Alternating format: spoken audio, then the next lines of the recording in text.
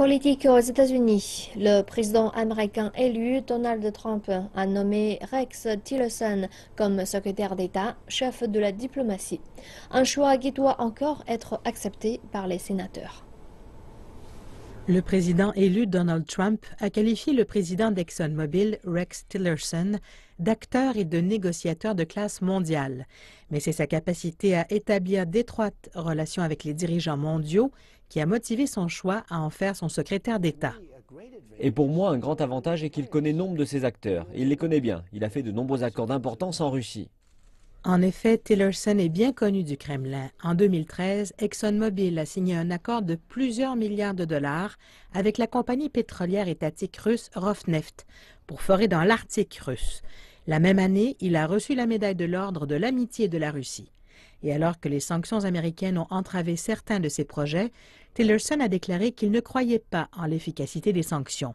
Des sanctions qui ont été soutenues par les États-Unis, en particulier après que la CIA aurait déterminé que Moscou serait intervenu dans l'élection présidentielle américaine de 2016 qui a vu Trump accéder à la Maison-Blanche. Et le sénateur américain Marco Rubio de Twitter, « Être un ami de Vladimir n'est pas un attribut que je souhaite d'un secrétaire d'État, tant Rubio que le sénateur John McCain pourraient bloquer la nomination de Tillerson. » J'ai évidemment des inquiétudes quant au rapport sur sa relation avec Vladimir Poutine, qui est un voyou et un meurtrier.